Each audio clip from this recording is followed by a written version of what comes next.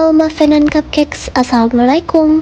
Betul kalau kalian salfok itu habis ketumpahan pohon dahan, kayu, ranting yang runtuh. Agenda hari ini aku, mama, ayah, dan kakak mau mengadakan survei ke salah satu pesantren untuk acara kebesokan harinya. Ini kami dengan ustadz dan ustadzah dan juga para kiai. Kami banyak mengobrol sampai malam dan akhirnya kita pulang. Kami nganter kakak dulu karena dia lagi piket. Terus karena aku lapar, akhirnya kita makan. Di sini aku pesan ayam betutu.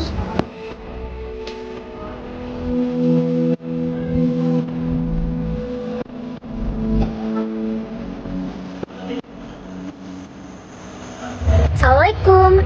Jadi hari ini aku mau temani papa aku untuk acara di pondok pesantren. Senyum. Yang benar senyumnya. Masuk ke YouTube nih. Aku Rai. Ayo. Sudah senyum aku Pusing sekali. Ingin apa? Yang dingin.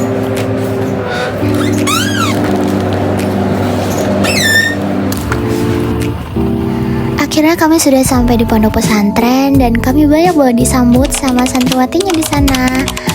Ya memang kalau Jumat saat ini kita ke santriwati perempuan dulu, lalu Jumat depan kita ke santri yang laki-laki. Di sini kami mengadakan kunjungan dulu di rumah kiai, lalu kita pengenalan di depan para santriwati semuanya. Ini sekitar ada 600-an orang sih. Dan ini ada kucing, ku beri nama Suci karena lucu dan dia kaliko.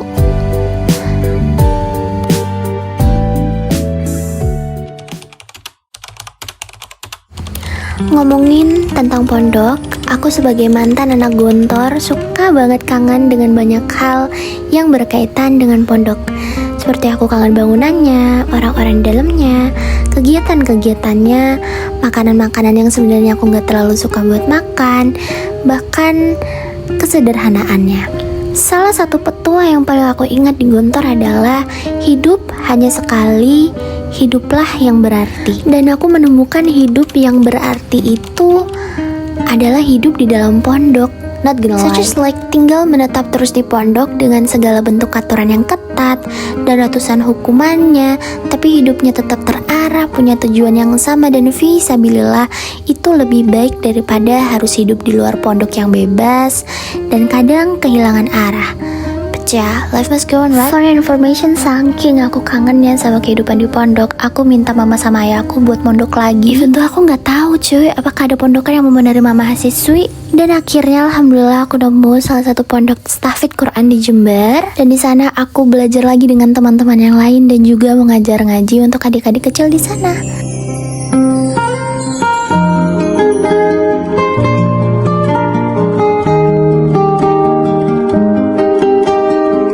Dan di sini ayah juga membuat acara tambahan yaitu hipnoterapi oleh ayahku, di mana banyak santriwati yang menangis karena bahagia dan juga sedih, saling memaafkan satu dengan yang lainnya dan berusaha untuk menjadi lebih baik di keesokan harinya. Di sini aku bangga banget dengan mama dan papa aku, guys. Jadi membuat hidup kita menjadi lebih baik lagi untuk depannya dan memulai untuk menjadi pribadi yang lebih baik lagi dari sebelumnya.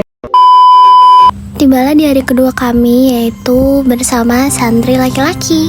Awalnya aku nggak tahu aku mau ikut masuk atau enggak karena di situ memang dipisah antara laki-laki dan perempuan. Dan ini kita masih berlima seperti kemarin dengan mama, papa, kakak dan adik. Di sini kakak aku lagi pakai seragam polisi karena dia lagi piket, guys. Ini awalnya kita di luar, tapi tiba-tiba kita disuruh masuk sama ustadznya dan duduk di depan mereka semua. Banyak banget guys orang-orang di dalam. Dan aku sama adik aku nggak tahu harus ngapain. Kita mati gaya. Tapi ya it's okay, kita masih pede. Di sini acaranya masih sama dengan yang kemarin. Papa dan kakakku banyak bicaranya. Aku juga gak banyak ngobrol tentang materi-materi Arabik. Aku lebih banyak diam kecuali ada ustadz yang nanya aku atau papa yang nanya aku. Awalnya emang agak gugup, tapi lama-kelamaan sudah gak gugup lagi.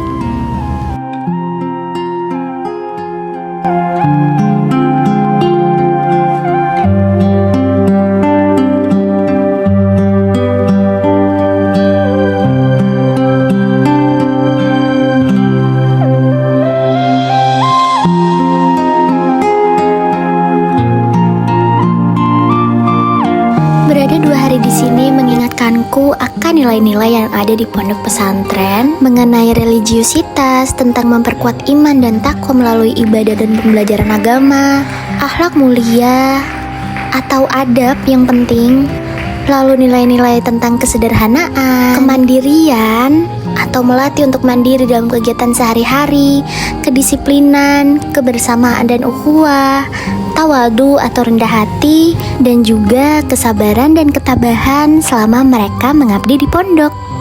Aku sangat yakin mereka kelak akan menjadi orang-orang yang besar, sukses, dan berkualitas karena nilai-nilai yang mereka terapkan selama di pondok.